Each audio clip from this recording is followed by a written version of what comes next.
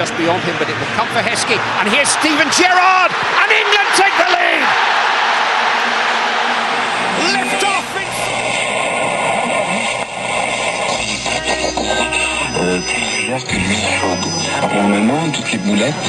For example, such legislation could make it virtually impossible for a Swedish woman living abroad or an immigrant woman living in Sweden to get a divorce.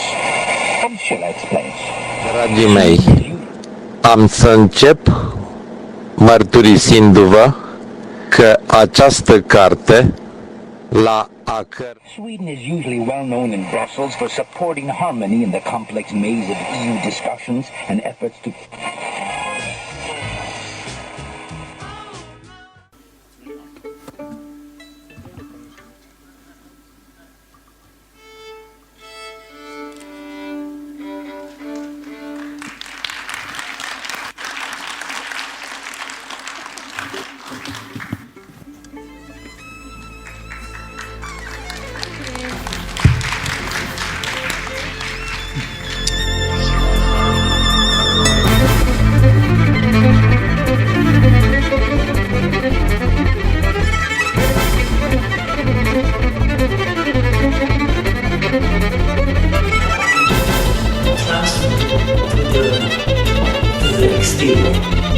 This kind of unity within the creation was revealed in the ancient tantric system and was given the name of love. This is how firstly love was defined. See, I have been hugging him. Really? I can hug him. Feel that his shivering is too cold for him. Yeah. And that's why, look, now he goes down. He likes. Look now. Oh my God.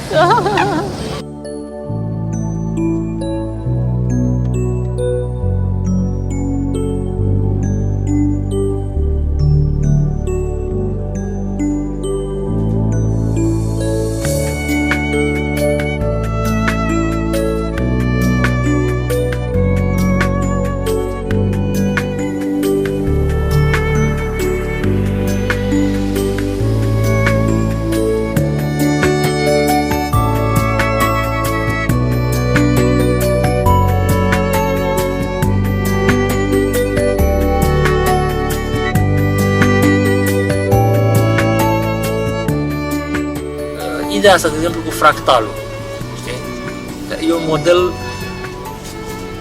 foarte bun, foarte bun.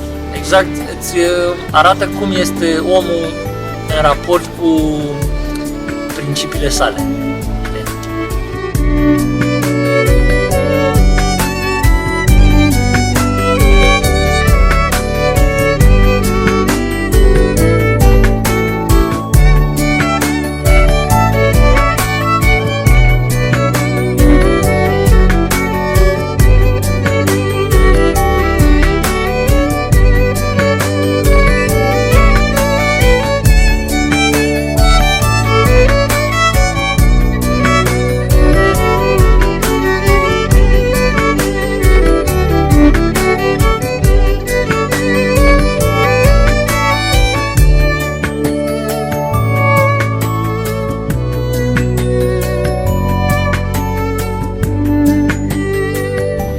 Cumva adus mai aproape de omul de rând, pentru că pare intangibil, pare de neatins, pare ceva la care nici tu nu poți să ajungi.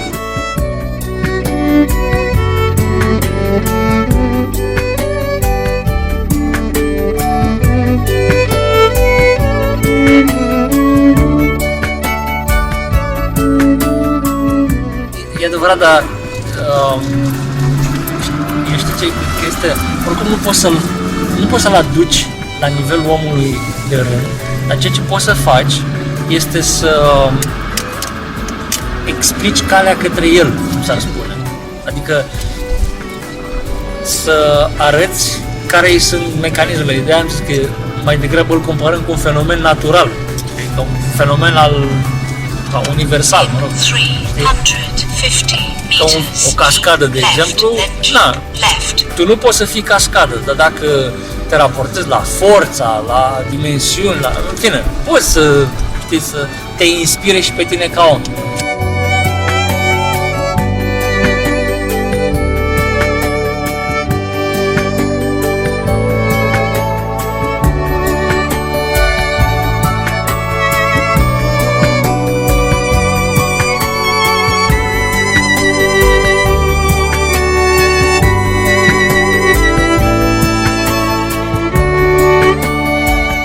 acolo trebuie să mergi, pe urmă la stânga îți arată niște indicatoare, știi? Dar parcă lipsește ceva în evoluția spirituală.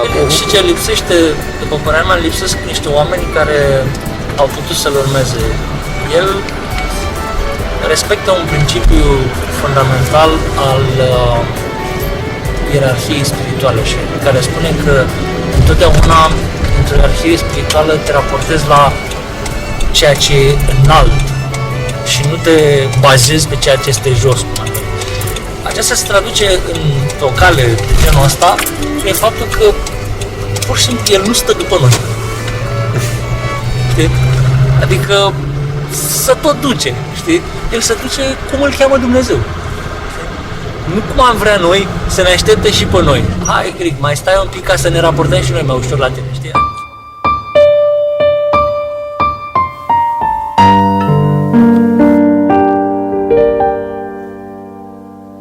Fiecare dintre cei care sunteți prezenți acum aici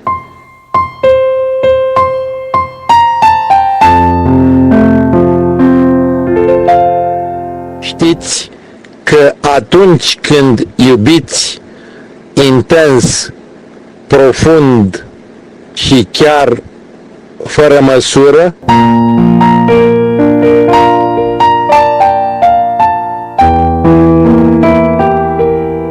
sexualitatea este totodată prezentă în centrul existenței voastre și ea vă fascinează tocmai pentru că oferă o ocazie unică de a vă depăși dualitatea, de a trăi stări de orgasm la unison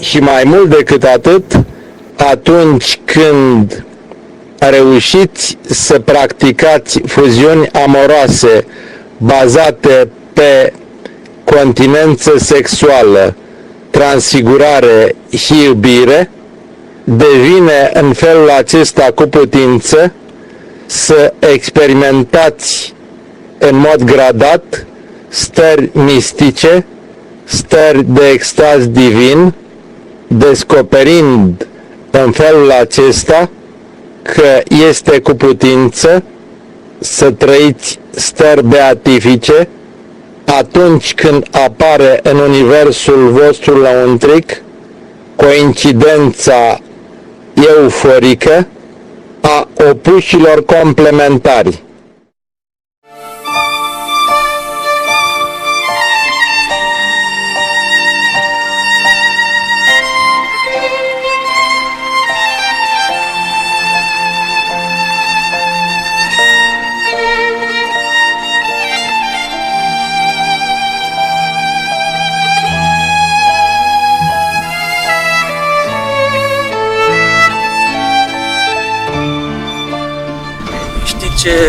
Ce este foarte interesant și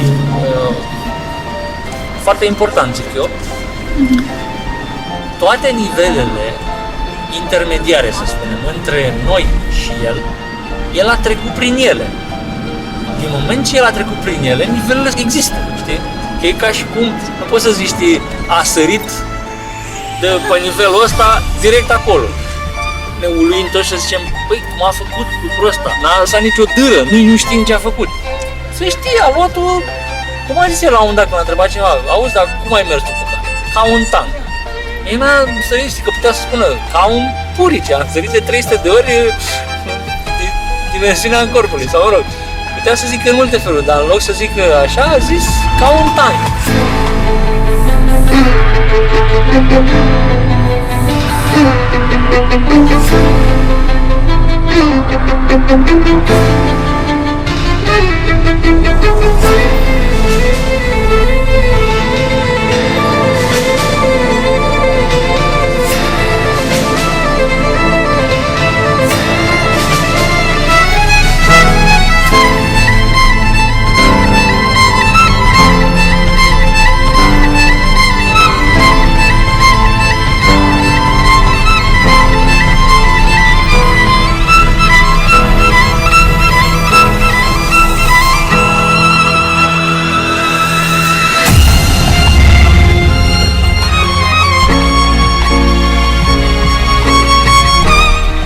prin intermediul continenței sexuale, ființa umană se umanizează într-un mod profund, căci este necesar să știți că numai ființele umane înzestrate cu conștiință sunt capabile să practice continența sexuală atunci când aleg aceasta și atunci când intenționează să se transforme. Continența sexuală este o modalitate rapidă care permite ființelor umane chiar să atingă starea de zeu.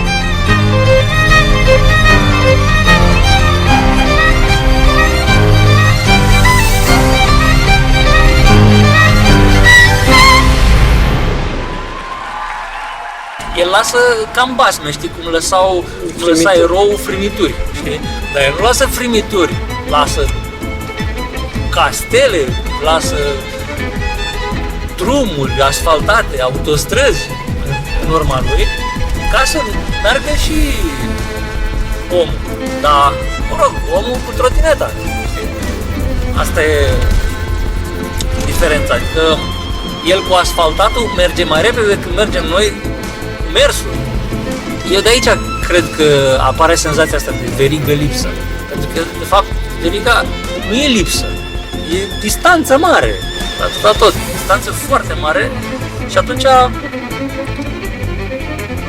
pe măsură ce apar unii și completează distanța, pe măsură ce mai ne dezmorțim și noi și o rupem la fugă, schimbăm trotineta cu bicicletă, bicicleta cu un automobil, în felul ăsta ne deplasăm mai repede, măcar unii.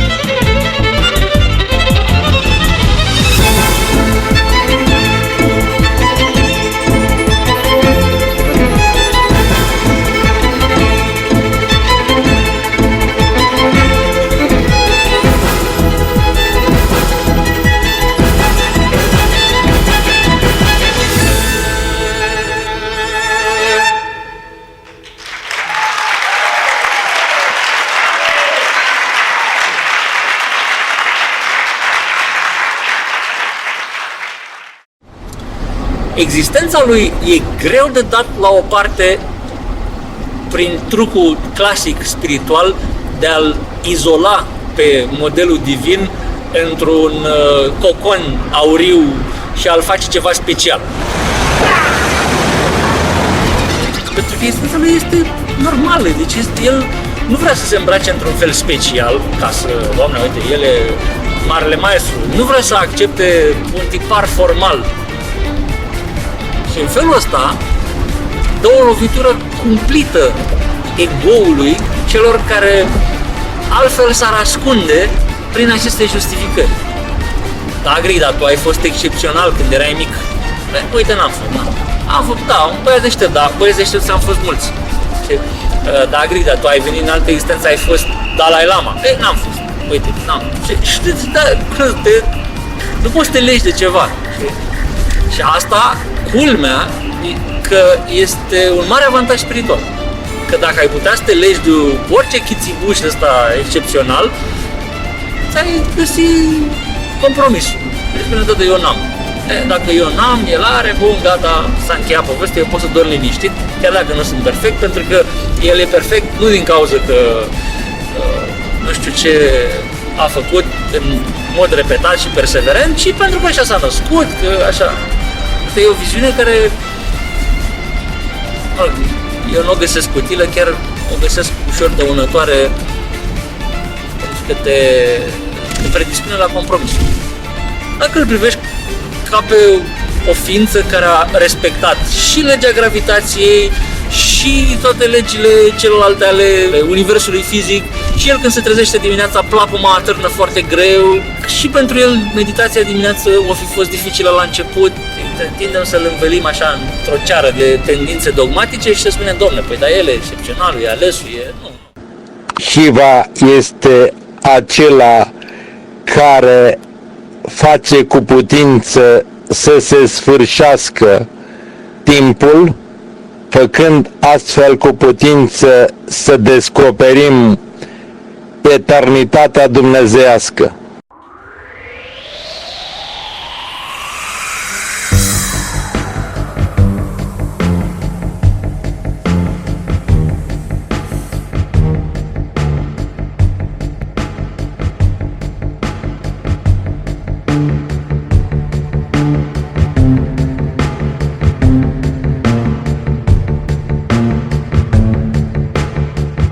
Shiva abolește condițiile existenței materiale și el ni se revelează ca fiind un transformator spiritual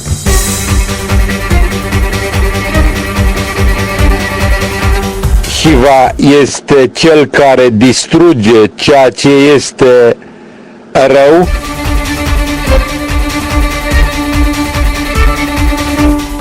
și tocmai de aceea el este considerat ca fiind totodată aspectul distrugător.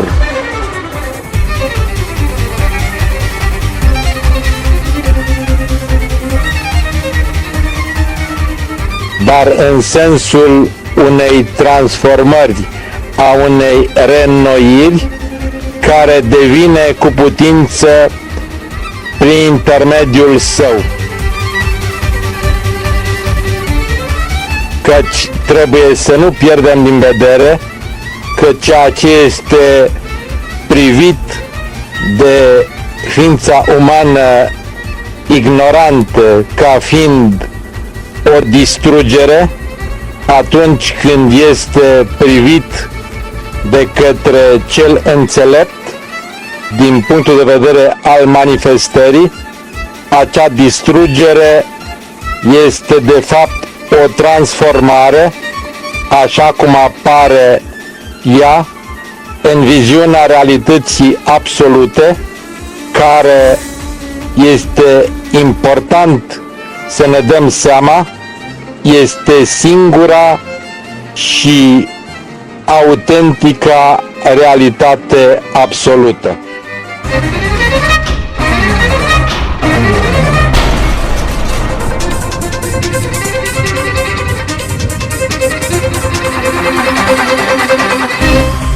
În multe reprezentări din India, Shiva apare într-un mod simbolic prin intermediul unui atribut esențial al său, și anume sub forma unui lingam sau altfel spus a unui falus uriaș care este în erecție. Prin informația mea, eu nu sunt un mistic. Am crescut într-o familie de oameni de știință și sunt obișnuit cu explicații. Pe măsură ce viața ne-a adus mai aproape, practic minunea a început să mi se reveleze, pentru că așa, citind ceea ce el punea cu mare măiestrie în cuvinte, am fost fascinat de intelectul care stă dincolo de aceste cuvinte. În felul acesta ni se revelează într-un anume mod tainic importanța și valoarea cu totul extraordinară a continenței sexuale. Pe urmă, apropiindu-ne viața mai mult unul de altul în diferite conjuncturi, am putut să descoper acest miracol pe care eu îl numesc miracol uman, de a putea să trăiască exact după principiile spirituale pe care le predă.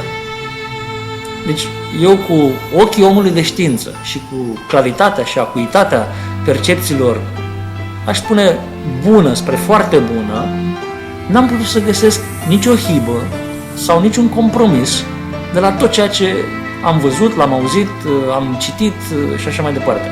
Referitor la acest aspect, amintim că întotdeauna două ființe umane care practică fuziuni amoroase cu continență sexuală bazate pe iubire și transfigurare se mențin într-un etern început, sunt capabili să controleze în permanență energiile care se manifestă, transmută potențialul sexual în energie, iar energia respectivă este apoi canalizată sau, altfel spus, sublimată în diferitele etaje ale ființei și în felul acesta apar transformări profunde, extraordinare, care se continuă apoi zeci de zile în șir după ce fuziunea lor amoroasă a luat sfârșit.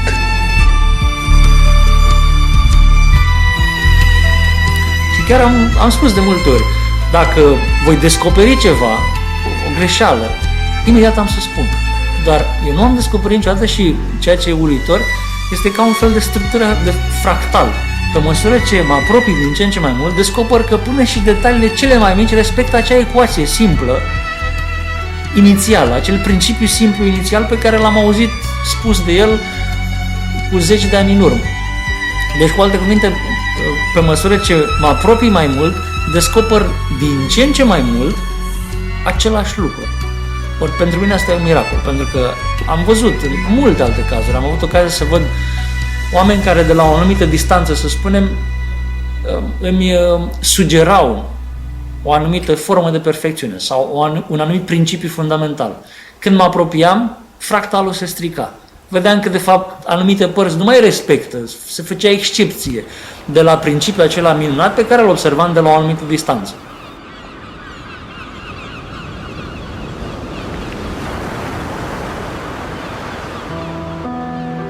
Prin intermediul sistemului milenar Tantra Yoga va fi cu putință să descoperiți prin experiență directă că fiecare aspect, fiecare energie, fiecare focar de putere, fiecare sferă de forță care există în macrocosmos, există totodată în stare latentă în microcosmosul fiecăruia dintre voi și așteaptă să fie trezită, să fie dinamizată, iar atunci când acest fenomen se produce, se declanșează ceea ce am putea numi un proces de rezonanță ocultă.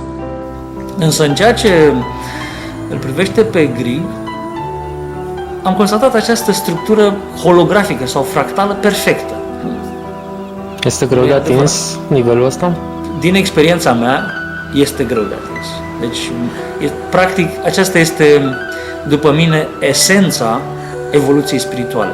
De a putea să ajungi ca, îmbrățișând Mănoan, principiu simplu, totuși nu ți este foarte ușor să-l aplici în viața de zi cu zi. De exemplu, să luăm din yoga principiile morale și etice, yama și niyama, cele 10 porunci, practic. Toți le înțelegem, cel puțin mental, însă a le aplica până în cele mai mici detalii ale vieții, acest lucru am considerat că nu este la îndemâna oricui. Sigur, le aplici până la un anumit punct. În momentul în care ți-ai dat seama că, să spunem, ai atins un anumit grad de măiestire a le aplica, conștiința ta expansionează, trece pe un alt nivel și atunci, dintr-o dată, pe nou nivel cucerit, atins, apar hibe. Același principiu, aplicat la un alt nivel de conștiință, îți revelează alte nuanțe mai profunde și sunt multe opreliști. Apare această tendință de a te opri acolo, de a zice, bun, uite, respect principii morale, sunt o ființă morală, dar asta până la un punct. Dacă ești cu adevărat atent la tine, constați că sufletul tău deja, prin învățarea ce a apărut, și-a modificat și etaloanele. Și cu nou etalon ești din nou un pitic. Mai ales la ora actuală, când dorim să sărim peste trepte, când uităm să fim elevi, toți vrem să fim profesori, uneori e greu.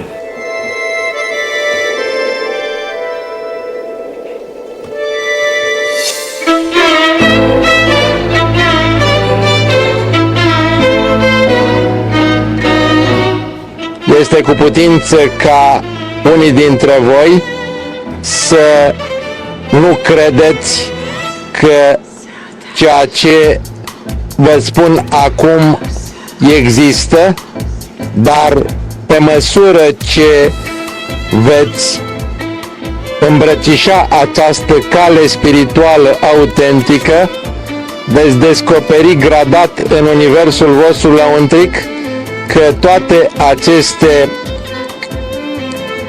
aspecte misterioase, care acum vă apar ca fiind incredibile, sunt totuși reale și oglindirea lor în universul vostru lăuntric, sau altfel spus, în microcosmosul ființei voastre, poate fi descoperită în mod gradat pe măsură ce are loc o transformare spirituală rodnică, gradată și autentică.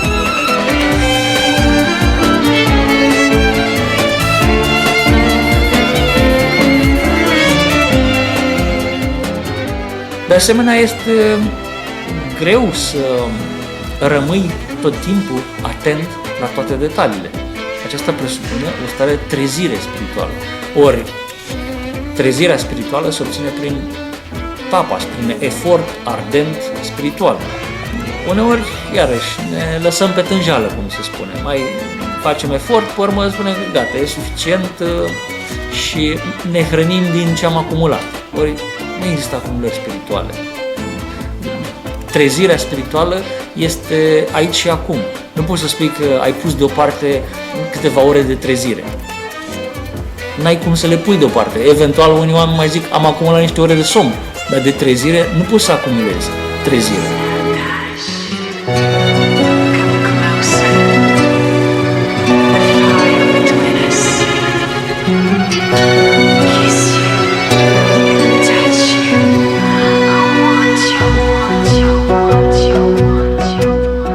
Te-ai trezit, ești bun trezit, dar în clipa următoare trebuie să te trezești din nou. Acest lucru este dificil. Altfel, dacă nu, intră pattern-urile mentale care ies de pe făgașul principiilor fundamentale pe care tu de fapt le-ai îmbrățișat. Și te trezești că ai făcut un compromis. Bine, dacă te-ai trezit că ai făcut un compromis, tot e bine. Dar uneori te trezești după multă vreme că ai făcut compromisul și apare chiar și în acel moment o opțiune. Să mă fac un observ, că tentația e foarte mare de a ne face că nu observăm că am făcut compromisul și atunci acesta este un alt compromis care întărește primul compromis și așa mai departe. Sunt foarte multe aspecte labirintice în care te poți pierde dacă nu ai un ghid.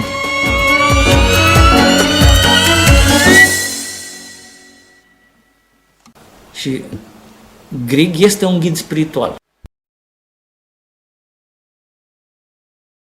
Atât mari înțelepți ai Orientului și ai Occidentului, cât și yoghinii care au atins cea mai înaltă stare de realizare, precum și maestrii tantrici avansați, consideră în unanimitate că supremul ghid spiritual, supremul guru, este și rămâne întotdeauna unul singur. Acesta este în veșnicie Dumnezeu Tatăl.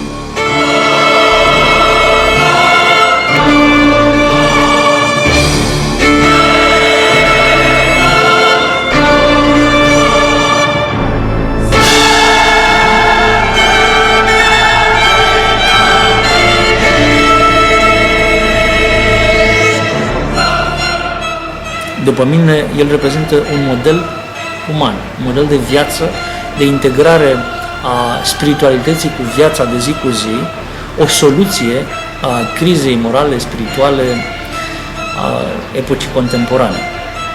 Rare ori am putut să întâlnesc o ființă care manifestă tot ceea ce spune și explică tot ceea ce manifestă.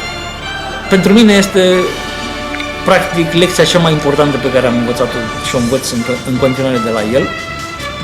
Eu personal am avut foarte multe experiențe de viață și experiențe spirituale care mi-au permis să înțeleg adevăruri profunde, însă de la a înțelege și a ți se revela un adevăr până la a putea să îl manifesti în viața de zi cu zi, să-l manifesti în cele mai mici amănunte ale acțiunilor tale, am constatat din experiență directă că este necesară o cristalizare spirituală excepțională. Aș putea spune diamantină, ca să merg așa pe o analogie, exact distanța dintre cărbune și diamant. Știm că sunt practic tot structuri ale carbonului, dar cărbunele face o mică pălălaie, pe când diamantul strălucește prin perfecțiune. Ori, în cazul lui Grieg, cu cât îl cunosc mai mult, cu atât descoper mai multe fațete ale diamantului.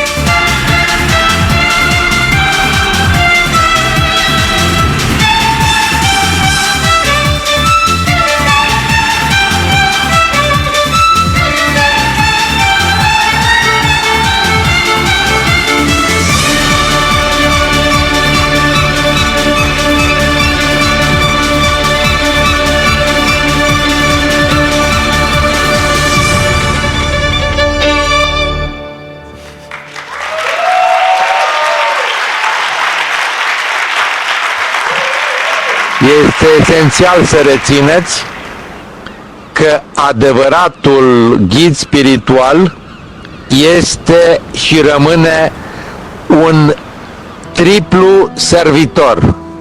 El este înainte de toate servitorul perfect și ce este supus în totalitate, întocmai ca un rob lui Dumnezeu Tatăl. El este apoi servitorul adevărurilor dumnezeiești care îl depășesc și tocmai de aceea el este canalul în și prin care Dumnezeu Tatăl, în ipostaza de suprem ghid spiritual, se manifestă și apoi el este servitorul vizibil și invizibil, servitorul bănuit și nebănuit, servitorul simțit și deocamdată neconștientizat al aspiranților săi. De multe ori eu și cu Adina stăteam de vorbă și am concluzionat că ziua lui trebuie să aibă mai multe ore decât normal, pentru că altfel nu se explică mulțimea de treburi pe care le face, de lucruri pe care le rezolvă și mai departe. Deci eu am concluzionat că trăim în dimensiuni temporale diferite. El mai ne vizitează pe aici, unde închisoarea asta temporală în care trăim, dar cu siguranță evadează și undeva unde timpul și spațiul au alte valori. Uneori răspunde la bilete 36 de ore în continuu. Exact. Și atunci am rezolvat. Deci, iată, ți-am dat mai mult de o zi. Ecuația e simplă. Deci, cum spuneam, ca un fractal. Ecuația e simplă, se reflectă peste tot. A spus că răspunde la bilete, îl ia pe primul și următorul la care se oprește e ultimul. Și dacă e o grămadă foarte mare de bilete, scrisori și așa mai departe, răspunde la toate. Și dacă ia 36 de ore, 36 de ore. Fără oprire, uneori, nu spun nici măcar o oprire să mănânce sau, deci, continuu. Alte ori lucrează la curs, de exemplu. Tot așa, o perioadă foarte intensă, după care zice, hai să discutăm despre alte probleme din diferite, de școala de yoga,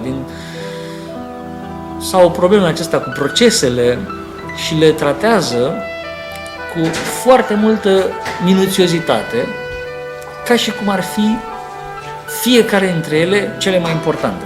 Uneori, eu, de exemplu, fiind observator pe margine, cum se spune, îmi remarc mintea mea cum cumva se gândește anticipativ, aici o să fie scurt, că e ceva simplu. Și după aia el ia acel lucru și îl dezvoltă, practic, exact ca și cum ar lua și ar desfășura dintr-un buzunar ascuns așa și începe și scoate toate ascunzișurile acelei probleme pe care mintea ta le considera deja clare, știute, deci un răspuns da sau nu. Și el dezvoltă subiectul, revelându-mi și mie, cel care de fapt notează sau înregistrează răspunsul, foarte multe aspecte la care nu mă gândisem inițial. Evident că asta ia timp.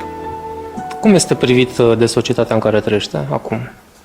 Trebuie să o spunem foarte clar, existența lui a deranjat și în continuare deranjează. A primit amenințări cu moartea, inclusiv la locuința lui oficială din Suedia. Poliția deja investigează mai multe scrisori de amenințare. E un anonim. Sigur, sunt persoane care îl vizitează, însă cu o anumită precauție necesară și el nu interacționează la modul total deschis, fără niciun fel de măsură de protecție cu oamenii, cu societatea, pentru acest motiv. În ceea ce privește lucrurile lumești, ce este extraordinar la Grieg este că este de o simplitate și de o naturalețe, iarăși exemplare. Toată această aura lui de profesor, de ghid spiritual, nu deformează absolut deloc comportamentul lui uman. De exemplu, cum salută vecinii, îi salută cu foarte mult respect și cu o considerație pe care eu n-am văzut-o nici la cei care, să spunem, că sunt catalogați ca fiind politicoși. Deci la el nu e o chestiune de politețe, așa, din suflet. Însă, dintr-un alt punct de vedere, pentru mine este trist că un asemenea om trebuie să rămână cunoscut doar de foarte puțin. Acum sperăm, publicând cărți, căutând să-i edităm conferințele și să le publicăm, să-l cunoască mult mai mulți oameni. Ar fi un mare câștig să-l cunoască și ca om. Însă, pentru aceasta trebuie ca oamenii să aibă nivelul respectiv.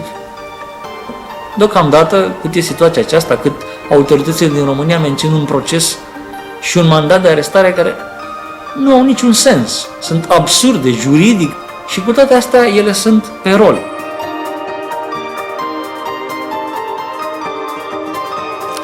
eu cred că el se va întoarce în mijlocul nostru în clipa în care vor fi suficient de mulți oameni treziți ca să poată să-L primească. Și nu ca să-L primească nici cu fanatism, nici cu atașament, ci să fie capabil să primească acest exemplu și să-L urmeze. După părerea mea, a-L primi pe Grieg înseamnă a urma un exemplu. Și în momentul în care vor fi suficient de mulți care vor putea urma un exemplu ca acela oferit de Grieg, el va fi în mijlocul nostru. Până atunci nu se vor crea conjuncturile.